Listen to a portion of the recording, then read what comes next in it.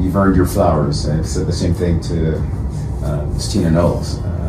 You guys put in the work, and obviously the talent was there with your kids and your grandkids. What work did she put in? So imagine this, you're on live TV giving a legend his flowers, trying to show love to both him and his ex-wife for helping create one of the biggest girl groups of all time.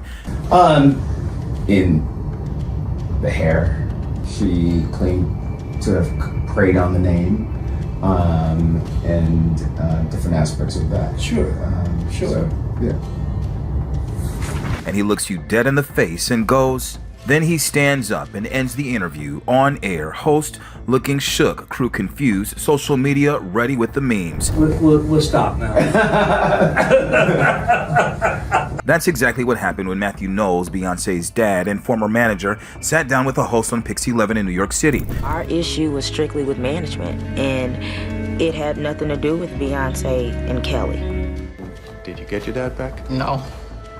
It was hard. To promote a Destiny's Child tribute concert and left people saying Beyonce not talking to him till at least 2027 after this. Today we're getting into what Matthew said, why he got so salty when Tina's name came up, the history between Matthew, Tina, and Beyonce that makes this moment hit different. So this was supposed to be a smooth press hit, right? Matthew's in New York City on Pix 11 on a segment called Candid with Candice, pushing this orchestra-style Destiny's Child tribute concert, very classy and very legacy building. The host does what any good host does, gives the man his credit, but also shows love to Tina. You've earned your flowers. I've said the same thing to Tina Knowles. You guys put in the work, and obviously the talent was there with your kids and your grandkids. That's when Matthew hits him with the line heard around the internet. What work did she put in? And you can see the air leave the room. Tina shaped the whole early Destiny's Child look when big fashion houses didn't want to dress them. Okay, Clothing. yeah, you're absolutely right. And the styling. The styling. The imaging, you're right. Candice tried to keep it positive, calls it a joint effort, but that's when Matthew taps out. It's a joint effort. We'll stop now. Sorry, did I say something wrong? No. We're good. All right. We're good. Thank you so much. Thank you. Really appreciate it. All right, thank you. You can literally see the moment the Candid with Candice becomes clip goes viral. Once the clip hit the internet, the Beehive and Black Twitter did what they do best. People called it nasty work, tacky, bitter, and said we just watched a hater in real time. One comment was like she gave birth to Beyonce. I'd say she put in a lot of work. And honestly, where's the lie? But Matthew jumps in later to clean it up. In a follow-up coverage, he claims the interview had been off from the start. Candice was allegedly 15 minutes late. He kept circling back to Tina when the agreement was to focus on the tribute concert. I had someone downstairs waiting. It was a full day of back-to-back meetings, and so I had to get going. But I wasn't there to talk about Tina. I was there to talk about Destiny's Child Iconic Reimagined Tribute. That's when Matthew said, how it starts is how it ends. It started on a bad note and obviously ended on a bad note for him. And somehow we talked 20 minutes of that, and 2 minutes of this conversation has taken over what the whole meaning of what the conversation was about. And that he politely ended the interview, shook his hand, and took a photograph. But a source close to the station says that that's not what happened. They say Candice was on time. The crew was there early setting up. They also say he wasn't grilling Matthew about Tina. He was giving them their flowers, praising both of them for their work. So it's two narratives. Matthew saying you came late, you kept talking about my ex, and this was supposed to be about my show. But the source says he was on time, he was respectful, and you just got touchy when Tina's name came up. And in the middle of that is the history.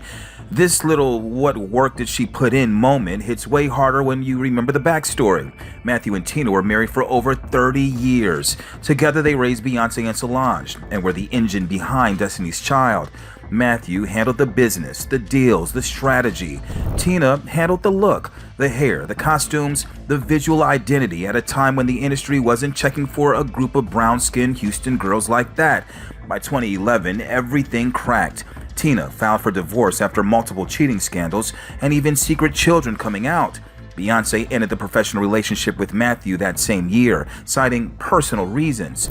Reports at the time said Live Nation had accused Matthew of mishandling money. He denied that, but it was clear something broke between father and daughter on a business level. Tina eventually remarried actor Richard Lawson, then quietly divorced him in 2024. Publicly, both Tina and Matthew have tried to show a united front at times. He even joined her on stage during her book tour in Houston, where she told the audience they don't badmouth each other. Tina's even posted supporting his Destiny's Child tribute concert, promoting his work online. So when Matthew sits on TV in 2026, acting like he's confused about what she contributed, the interview was like, whoa, this is personal. Now, here's where the contrast gets wild. While all of this is going on, the walkout clip, the think pieces, the dragging, reports say Tina is somewhere minding her business, promoting her new gumbo venture, and staying unbothered. This is the same woman who came up doing hair and running a salon, designed iconic Destiny's Child looks out of necessity when designers wouldn't touch them, went on to build her own brand and voice from fashion to books to social media. That's why so many people reacted so strongly to Matthew's "what work did she put in" line. It wasn't just shade. To a lot of fans, it felt like erasing a black woman's labor in her own family's legacy. Now, just to be clear, there's no public statement from Beyonce on this. She usually stays quiet on family drama, but the public perception is that every time Matthew does something messy, he moves 1 year further away from a cozy daddy-daughter moment in the group chat. Now, let's zoom out for a bit, right? So Matthew clearly wants to cement his legacy. That's why he's out here doing interviews, pushing an orchestra-style Destiny's Child tribute, reminding folks that before there was Beyonce, the global icon, there was a Houston daddy who risked it all, quit his job, and bet on his daughter's talent. That part is true. He did play a massive role in the business side of Destiny's Child, but so did Tina on the creative and visual side. So did the girls themselves, grinding and performing and growing in public. So when he gets visibly uncomfortable the second Tina's name comes up, it sends a message that he still feels defensive about how his role is viewed versus hers. That wounds from the divorce and cheating scandals might not be as healed as the public united front suggests. Meanwhile, Tina's out here supporting his projects, posting his tour flyer and telling crowds she would never speak badly on him, even after everything. So we've got one ex moving in silence, focusing on her business and projects, another ex walking out on interviews when her name is mentioned, and then blaming the host for asking the question. For a family whose whole brand is excellence, work ethic, and polished image, this was a rare peek behind the curtain, and people didn't like what they saw from Matthew. So here's the question. Was Matthew just having a bad day and tired of talking about his ex? Or did he show us exactly how he really feels about Tina's part in the Destiny's Child empire he's trying to reclaim in the public eye? Do you think Beyonce should step in privately and set things straight with her dad, or should she just keep doing what she usually does, say nothing, and let the internet drag him for her? Let me know in the comments. Was he out of line or low-key justified? And do you think this helps or hurts his relationship with Beyonce long term? If you made it this far, don't forget to like, subscribe, and hit the bell so you don't miss the next time somebody in Beyonce's orbit decides to fumble the bag.